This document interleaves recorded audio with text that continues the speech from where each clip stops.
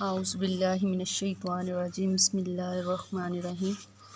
اس video میں ہم history of Arabic calligraphy کی بات کریں گے کہ فن خطاطی یا عربی جو ہے یا خطاطی عربی میں جو ہے لکھنا، اس کا آغاز کہاں سے ہوا، یا اس کے بارے میں اگر ہم سے کوئی کوسچن کرتا ہے، خاص طور پر وہ اسٹوڈنٹس جو عربک کیلیگرافی میں انٹرسٹڈ ہیں یا انٹرسٹ رکھتے ہیں، تو ان کو پتہ ہو کہ اسلام کی سب سے پہلی وحی جو ہے وہ یہی تھی کہ اقرا بسم ربک الذی، کہ پڑھ اپنے رب کے نام سے جس نے تجھے پیدا کیا۔ اب یہاں پہ ذکر ہے پڑھنے کا۔ بہت سے جو ہے ماہر لسانیات وہ اس چیز سے ایگری کرتے ہیں کہ پڑھنے کا تعلق لکھنے کے ساتھ ہے اور بولنے کا تعلق سننے کے ساتھ ہے۔ ٹھیک ہے کہ اگر کوئی بات بول رہا ہے تو اس کا تعلق سننے سے ہے، ہم سنیں گے تو ہمیں اس چیز کی سمجھ آتی ہے، اور اگر ہم پڑھنے کی بات کرتے ہیں تو پڑھنے کو ہم جو ہے پڑھ کے سمجھ سکتے ہیں یا پھر لکھ کے سمجھ سکتے ہیں۔ تو پڑھنے کا تعلق لکھنے کے ساتھ ہے، اور لکھنے کا تعلق پڑھنے کے ساتھ، سننے کا تعلق بولنے کے ساتھ ہے، اور بولنے کا تعلق جو ہے وہ سننے کے ساتھ ہے۔ تو یہاں پہ پڑھنے کی جب بات ہوئی ہے تو اس کے ساتھ ہی اشارہ کس طرف ہے؟ لکھنے کا۔ اور قرآن مجید میں ہم آگے جو ہے دیکھتے ہیں کہ قلم کی کیا اہمیت ہے۔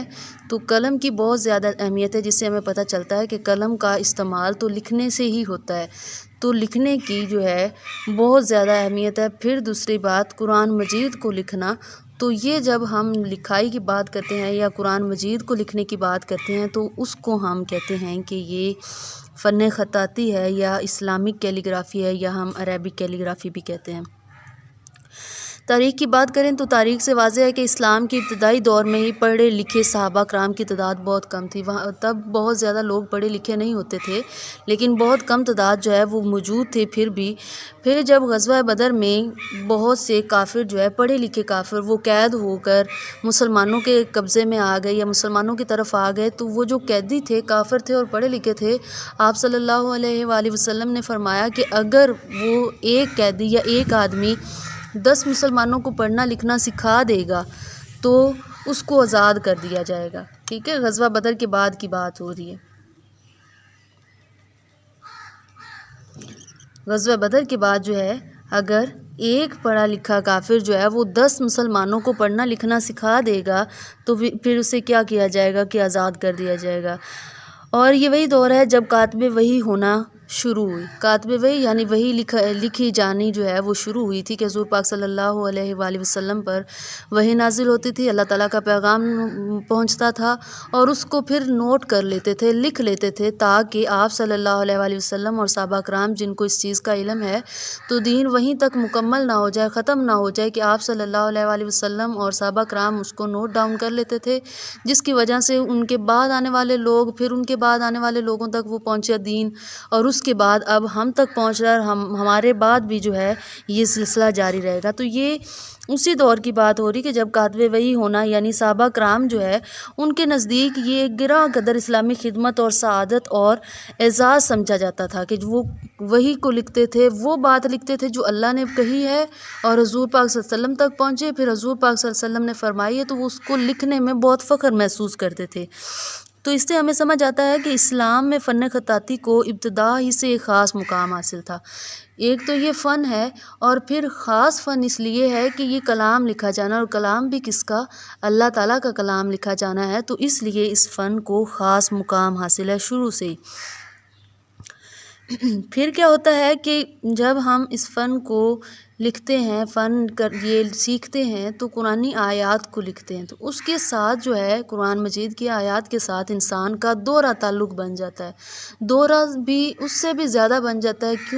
کیونکہ ایک تو اللہ تعالیٰ کا کلام ہے، پھر اس اللہ تعالیٰ کے کلام کو ہم پڑھتے ہیں، پھر سنتے ہیں، پھر اس کو لکھتے ہیں، جب لکھتے ہیں پھر وہ ہمارے دل میں، ہمارے ذہن میں اترتا ہے، تو پھر اس کے ساتھ انسان کا روحانی تعلق جو ہے وہ جڑ جاتا ہے۔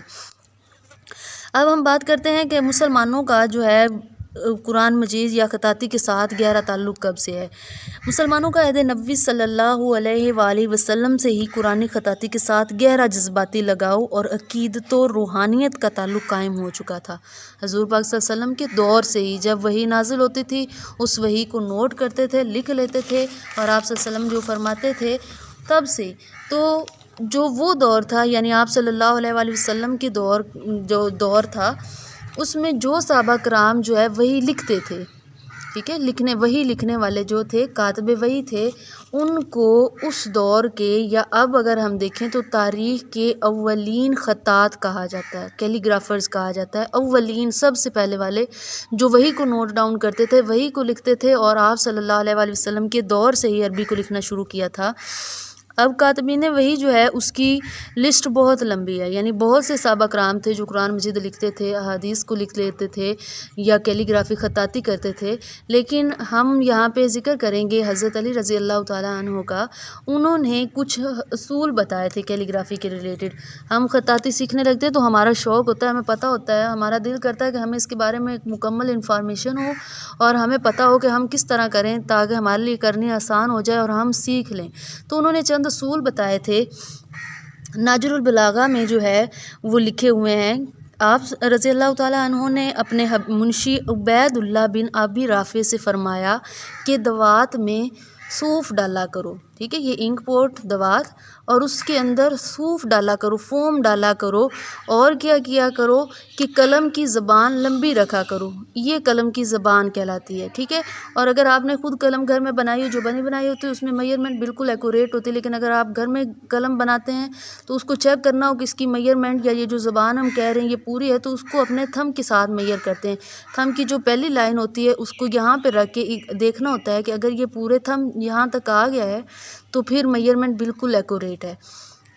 دوات میں صوف ڈالا کرو، قلم کی زبان لمبی رکھا کرو، سطروں کے درمیان فاصلہ رکھا کرو۔ جو لائنیں لکھ رہے ہوتے ہیں ہم، ایک لائن لکھیے دوسری، تو ان کے درمیان فاصلہ ہو کہ یہ والی لائن اور زیر زبر اور جو اعراب ہم نے لگائیں یا نکات ہیں وہ اوپر رہ جائیں اور نیچے والی لائن کے الگ، اور ان میں فرق آ جائے کہ اوپر والی آیت یا بات زیر زبر اس کی الگ سمجھ آ جائے اور نیچے والی لائن کی الگ آ جائے۔ پھر کیا کہا کہ حروف کو ساتھ ملا کر لکھا کرو، ٹھیک ہے، یہ تھی سطریں کہ ان کے درمیان فاصلہ ہو، اور حروف کو ایک دوسرے کے ساتھ ملا کے لکھا کرو، کہ ایک دوسرے کے ساتھ جیسے موتی پروتے ہیں اس طرح جوڑ کے خوبصورتی کے ساتھ لکھا کرو۔ یہ چند اصول تھے، اور کس لیے تھے؟ آپ رضی اللہ تعالیٰ عنہ نے فرمایا کہ اس سے خط کی زدہ و زیبی کے لیے یہ مناسب ہے۔ کیا مناسب ہے؟ کہ دوات میں صوف رکھا کرو، قلم کی زبان لمبی رکھا کرو، سطروں کے درمیان فاصلہ رکھا کرو، اور حروف کو ایک دوسرے سے ملا کے لکھا کرو۔ کیونکہ یہ کیوں ضروری ہے؟ یہ خط کی زیدہ زیبی کے لیے مناسب ہے۔ اب اگر ہم بات کریں، دیکھیں تو جب خطاطی کا نام آتا ہے تو ساتھ ہی قلم کا ذکر آتا ہے۔ کیوں قلم کا ذکر آتا ہے؟ کیونکہ قلم کے ساتھ خطاطی کی جاتی ہے۔ پین، پوائنٹر، یہ جو چیزیں ہیں یہ بعد میں آئی ہیں۔ خطاطی شروع سے ہی قلم کے ساتھ کی جاتی تھی۔ تب پیجز یا شیٹس یا کاغذات نہیں ہوتے تھے، چاہے چمڑے پہ کر لیتے تھے یا پھر پتوں پر کر لیتے تھے، لیکن قلم کے ساتھ کرتے تھے۔ تو لکھنے کا یا خطاطی کا جب بھی ذکر آتا ہے تو وہ قلم سے کی جاتی، ساتھ ہی قلم کا ذکر ہوتا ہے، تو اس سے ہمیں قلم کی اہمیت کا پتہ چلتا ہے۔ پھر قلم کی اہمیت کے بارے میں اور خطاطی کی اہمیت کے بارے میں ہم کیوں بات کر رہے ہیں؟ کیونکہ ہمیں نالج ہو۔ نالج کس چیز کا ہو؟ آپ خطاطی کے علاوہ بھی اگر کسی کام کی بات کرتے ہیں تو جو کام آپ کرنے لگتے ہیں آپ کو اس کا پراپر نالج ہو۔ جب ہمیں کسی کام کے کرنے سے پہلے اس کا علم ہوتا ہے تو اس سے ہمیں اس کی اہمیت کا پتہ چلتا ہے، اس کام کو کرنا ہمارے لیے آسان ہو جاتا ہے، اس کام کے لیے وقت نکالنا ہمارے لیے آسان ہو جاتا ہے، اور اس کام کے ساتھ ہمیں محبت اور لگاؤ ہوتا ہے، اور پھر ہم خوبصورتی کے ساتھ وہ کام کرتے ہیں۔ قرآن مجید فرقان حمید میں اللہ تعالیٰ نے قلم کا تذکرہ کیا۔ سب سے پہلی وحی جو نبی کریم صلی اللہ علیہ وآلہ وسلم پر نازل ہوئی اس میں قلم کا تذکرہ تھا، ٹھیک ہے۔ اور آپ صلی اللہ علیہ وآلہ وسلم کا فرمان ہے، حدیث نبوی میں آتا ہے کہ اللہ تعالیٰ نے جو چیز تخلیق کی سب سے پہلے وہ قلم تھی، ٹھیک ہے، کہ سب سے پہلے کریٹ جو ہے چیزوں کی اگر بات کریں تو قلم کو کیا، تو اس سے بھی ہمیں قلم کی جو ہے اہمیت کا پتہ چلتا ہے۔ اور سورۃ جو القلم ہے اس میں اللہ تعالیٰ نے قلم کی قسم کھائے، یہ بھی قلم کی اہمیت کو جو ہے اس کا ثبوت ہے اور واضح کرتے ہیں کہ قلم کی بہت زیادہ اہمیت ہے۔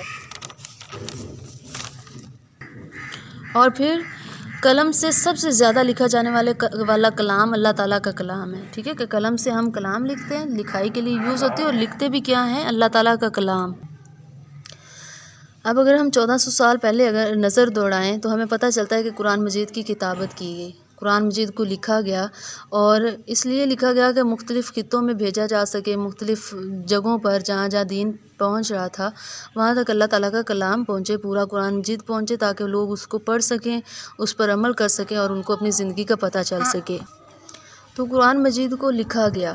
اب اس زمانے میں جو خط استعمال ہوتا تھا اس سے خط ہیری کا نام دیا جاتا ہے، ہیری بھی ہم کہہ سکتے ہیں، ہیری اور ہیری بھی، کہ کس خط میں، کیونکہ ہمارا ٹاپک جو ہے وہ فن خطاطی ہے، تو خطاطی کا کون سا فونٹ، کون سا جو ہے سٹائل یوز ہوتا ہے۔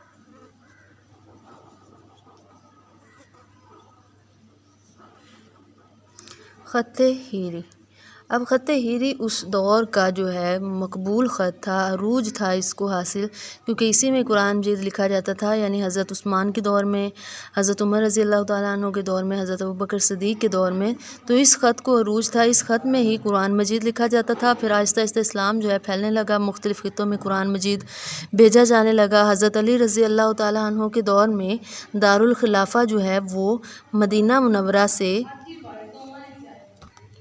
کوفہ منتقل ہو گیا، ٹھیک ہے، دارالخلافہ جو ہے وہ مدینہ منورہ سے کوفہ میں منتقل ہو گیا، تب خط ہیری کو خط کوفی کہا جانے لگا، خط کوفی کہا جانے لگا، یعنی دارالخلافہ جو ہے کوفہ کی وجہ سے کوفہ میں منتقل ہو گیا تھا، تو کوفہ کی وجہ سے خط ہیری کو خط کوفی کہا جانے لگا۔ پھر اس خط کو ام الخطوط کہا جانے لگا، ام الخطوط، کیونکہ یہ سب سے پرانا اور سب سے زیادہ استعمال ہونے والا خط تھا، تو اس لیے اس کو ام الخطوط یعنی تمام خطوط کی ماں کہا جانے لگا، تمام خطوط کی ماں۔ یہ جو سکرپٹ تھا، یہ جو فونٹ تھا کوفی، اس کو ام الخطوط کہا جانے لگا، کیونکہ یہ سب سے پرانا خط تھا۔ اس کے بعد حضرت علی رضی اللہ تعالیٰ عنہ کے دور میں اس خط پر اعراب لگنے لگے۔ پہلے جو ہے اعراب نہیں لگائے جاتے تھے، سمپل لکھا جاتا تھا، نہ اعراب یوز کیے جاتے تھے اور نہ نکات لگائے جاتے تھے، لیکن حضرت علی رضی اللہ تعالیٰ عنہ کے دور میں اس پر نکات بھی لگائے جانے لگے اور اعراب بھی لگائے جانے لگے۔ پھر ایک انسان کا ہم ذکر کریں گے، آدمی کا، جو کہ بہت جو ہے امپورٹنٹ رول ہے اس کا اس کیلیگرافی کے لیے، محمد بن علی، محمد بن علی، بنو عباس کے دور کی بات ہو رہی ہے۔ محمد بن علی جو ہے ان کا بہت امپورٹنٹ رول ہے اپنے دور کے مطابق فن خطاطی میں۔ محمد بن علی، جسے ابن مقلا کا لقب دیا گیا، ابن مقلا اس لیے کہا جاتا تھا کیونکہ کہا جاتا ہے کہ ان کی جو دادی ہے وہ ان کو کہا کرتی تھی کہ یہ مقلۃ العین ہے، میری آنکھوں کی روشنی ہے۔ مقلا کا مطلب ہوتا ہے روشنی، تو مقلۃ العین جو ہے وہ ان کو کہا کرتی تھی کہ جو محمد بن علی ہے یہ میری آنکھوں کی روشنی ہے، تو اس لیے ان کو ابن مقلا کا لقب دیا گیا۔ ابن مقلا جو ہے انہوں نے بہت اہم کردار ادا کیا خطاطی کے لیے، اور انہوں نے جو ہے اس جو ہے خطاطی کو بہت جو ہے اس میں فونٹ کو نام دیے گئے، بہت سے فونٹس جو ہیں متعارف کروائے گئے، خطوط متعارف کروائے گئے ان کے دور میں، اور جو ہے وہ شخص جو ہے محمد بن علی وہ اس وقت عالم دین تھے، یعنی ماہر تھے بہت سے علوم میں، ریاضی میں، سائنس میں، شعر و شاعری میں، ادب میں، ہر چیز میں بہت ماہر تھے، اس لیے ان کے ارد گرد بہت ہجوم رہتا تھا، اور کہا جاتا ہے کہ یہ اپنے ملک کے جو ہے وزیر اعظم بنے، اور کہا جاتا ہے کہ تقریباً شاید 3 دفعہ جو ہے یہ وزیر اعظم بھی بنے تھے اپنے ملک کے۔ اور اس طرح یہاں پر ایک اور بات جو ہے وہ ایڈ کی گئی ہے کہ ان کو جیل بھی ہوئی تھی، کیونکہ جب آپ جو ہے ترقی کرتے ہیں تو وہاں پر ساتھ ہی آپ کی حاسدین بھی پیدا ہو جاتے ہیں، تو ان کی چالوں کی وجہ سے ان کو جیل ہوئی تھی، لیکن یہ الگ سٹوری ہے۔ تو جیل میں رہتے ہوئے انہوں نے 3 قرآن مجید لکھے تھے۔ جیل میں رہتے ہوئے انہوں نے 2 کام یہاں پہ ہم ڈسکس کریں گے، کہ ایک انہوں نے کام کیا کیا تھا کہ 3 قرآن مجید لکھے تھے اپنے ہاتھ سے، اور ساتھ میں تقریباً 6 خطوط جن کے ہم نام آگے ڈسکس کرتے ہیں، خطوط متعارف کروائے تھے، ٹھیک ہے۔ اب یہاں پہ جیل کا مطلب جو ہے یہاں پہ اگر ہم پازیٹیو میں لیں تو اس کا یہ بھی مطلب ہے کہ جب وہ وزیر اعظم تھا اس کو بہت سے کام تھے، بہت سی ذمہ داریاں تھیں، بہت سی الجھنیں تھیں، تو وہ اس چیز کی طرف چاہ کے بھی جو ہے ٹائم نہیں دے پا رہا تھا، تو اللہ تعالیٰ نے اس کے لیے کیا کیا کہ دیکھنے میں دنیا داری کے حساب سے جیل جو ہے وہ ایک قید ہے یا پھر جو ہے بند ہونا ہے، لیکن اللہ تعالیٰ نے ان ساری ذمہ داریوں سے اٹھا کر اس کو ایک ایسی جگہ پہ اسپیس دے دی کہ وہ جس کام میں لگا ہوا ہے اس میں وہ کچھ نہ کچھ کر سکے۔ تو جیل میں رہتے ہوئے 3 قرآن مجید لکھے اور 6 خطوط لکھے، خطوط متعارف کروائے۔ اب وہ کون سے ہیں؟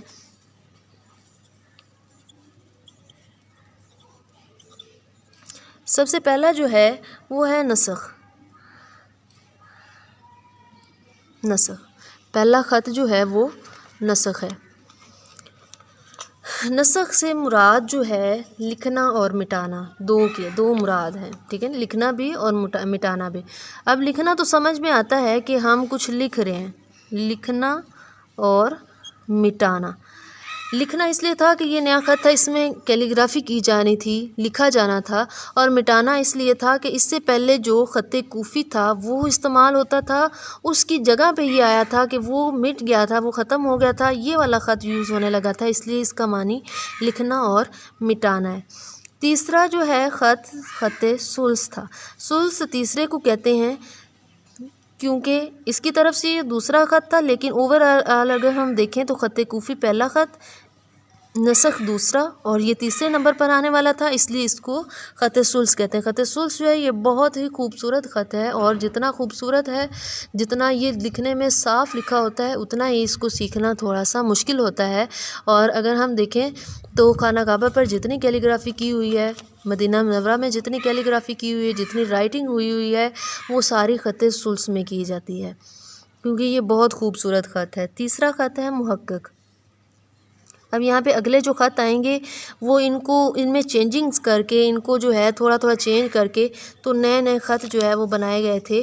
تو محقق جو ہے وہ تیسرے، اس کے بعد تھا، اس میں ان سے ملتا جلتا تھا، ان کے بعد آیا تھا چینجنگ کر کے۔ چوتھے نمبر پر آتا ہے ریحان۔ ریحان جو ہے وہ اس میں چینجنگ کر کے بنایا گیا تھا۔ 5ویں نمبر پر آتا ہے رفا۔ اب رفا جو ہے وہ محقق اور ریحان کو ملا کے اس سٹائل میں جو لکھا جاتا تھا اور اس سٹائل میں، ان دونوں سٹائلز کو ملا کے جو تیسرا سٹائل یا نیا سٹائل جو ہے رائٹنگ کا کریٹ کیا گیا تھا، اس کو رفا خط کا نام دیا گیا۔ اور جو 6 نمبر پر ہے وہ ہے طواقع۔ طواقع جو ہے وہ خط نسخ اور ثلث کو ملا کر بنایا گیا تھا، یعنی ان دونوں کو ملا کے جو نیا سٹائل بن رہا تھا رائٹنگ کا، اس کو جو ہے طواقع کہا جاتا ہے۔ پھر سلطنت عثمانیہ میں مزید خطوط بنے، نئے خطوط جو ہے وہ متعارف کروائے گئے۔ اس میں آتا ہے رکا، پہلا جو خط تھا یعنی اس دور کا وہ آتا ہے رکا۔ رکا جو ہے وہ سب سے آسان خط سمجھا جاتا ہے اس دور کا، کیونکہ یہ سب سے سادہ خط تھا اور سیکھنے میں بہت آسان تھا، ہر کوئی اس کو آسانی سے سیکھ لیتا تھا۔ اب اگر ہم دیکھیں تو ترکی میں ڈپلومہ کروایا جاتا ہے خطاطی کے بارے میں، PhD کروائی جاتی ہے، تو اس میں سب سے پہلے یہ خط سکھایا جاتا ہے، کیونکہ یہ سیکھنے میں آسان ہے اور سب سے پہلے یہ خط سکھایا جاتا ہے۔ اور یہ خط رکا اور ریکا ہم کہہ سکتے ہیں، جیسے رکا ہم کہتے ہیں پیغام بھیجنا، تو جو ایک دوسرے کو لکھ کے پیغام بھیجتے تھے خطوط کے ذریعے، اس کے لیے اس خط کو استعمال کیا جاتا تھا۔ پھر دوسرا ہے خط دیوانی۔ دیوانی جو خط ہے وہ دیوان سے ہے، اور یہ اس وقت کا مشکل خط تھا کیونکہ ہر کسی کو نہیں آتا تھا، اور اس کو خفیہ کوئی نہ کوئی پیغام بھیجنے کے لیے بادشاہ یا کوئی بھی خفیہ پیغام بھیجتے تھے جب، تو تب خط دیوانی میں لکھا جاتا تھا، دیوانی خط یوز کرتے تھے، کیونکہ یہ ہر کسی کو پڑھنا نہیں آتا تھا۔ تیسرے پہ آتا ہے، نمبر پہ آتا ہے تعلیق۔ تعلیق، ان دونوں میں چینجنگ کر کے خط بنایا گیا، پھر کچھ چینجنگ کر کے اگلا خط بنایا گیا جس کو نستعلیق کہتے ہیں، وہ اس میں مزید چینجنگ کر کے آیا نستعلیق۔ 5ویں نمبر پر آتا ہے دیوانی تعلیق اور دیوان جلی۔ یہاں پہ ایک اور خط آتا ہے دیوان جلی۔ جلے. یہ 5ویں نمبر پہ ہے. یہ چھٹا خط ہے. چھٹے نمبر پر آتا ہے شکستہ اور 7ویں نمبر پر آتا ہے ہمارے پاس سنبلی. اب یہ سارے خطوط جو ہیں یہ ایک دوسرے کے بعد آتے گئے. جس طرح چینجنگ کی گئی تو مزید چینجنگ کے ساتھ نیا خط آتا گیا، نیا خط آتا گیا، اور اس کے بعد اب جو ہے کئی خطوط ہیں، بہت سے نام رکھ دیے گئے. ماڈرن خطوط جو ہے خط تک جو ہے پہنچ گئی بات کہ مختلف جو چینجنگ کی گئی اس کے حساب سے اس کو نام دیا گیا. اور یہاں پر جو ہے یہ ہمارے خطوط ہیں جو اگر ہم ہسٹری کی بات کر رہے تھے، ہسٹری میں آتے ہیں جو، ٹھیک ہے. یہ تھے محمد بن علی نے دیے تھے، متعارف کروائے تھے، اور یہ سلطنت عثمانیہ میں جو ہے متعارف کروائے گئے. اور یہ خطوط تھے، اور ان کے بعد مزید چینجنگ کر کے، مزید جو ہے نام چینج کر کے خطوط آتے گئے اور جو ہے لکھے جانے لگے. اور اب مزید چینجنگ ہوتی جا رہی ہیں دور کے ساتھ ساتھ. اور ماڈرن کیلیگرافی اب کہا جاتا ہے جو سب سے اب مزید بعد والا خط ہے اس کو ماڈرن کیلیگرافی میں کنسیڈر کیا جاتا ہے. اب ہم اگزامپل دیکھ لیتے ہیں کچھ کامن سی جو سارے خطوط کی آ رہی ہیں. سب سے پہلے ہم بات کرتے ہیں خط کوفی کی. خط کوفی میں اگر ہم اللہ لکھنا چاہتے ہیں تو اس کو ہم اس طرح لکھیں گے. یہاں پہ قلم بالکل سیدھا رکھیں گے اور یہاں سے قلم کو روٹیٹ کروا لیں گے. پھر یہاں سے ہم اس طرح آئیں گے.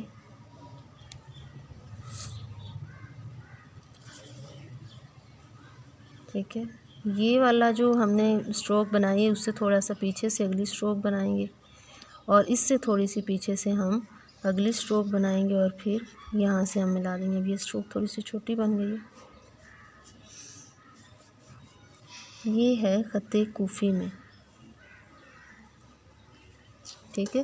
اب ہم دیکھتے ہیں خط دیوانی میں.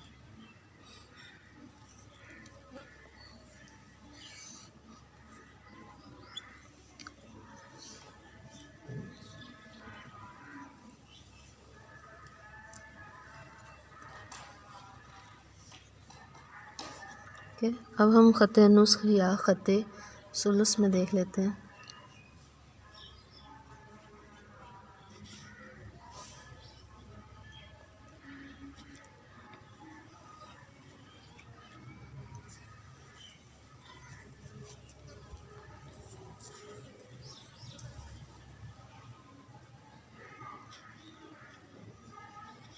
ٹھیک ہے. تو یہ مختلف خطوط کے اسٹائل تھے جو ٹائم کے ساتھ چینج ہوتے گئے اور چینجنگ کے حساب سے ان کے مختلف نام بنتے گئے.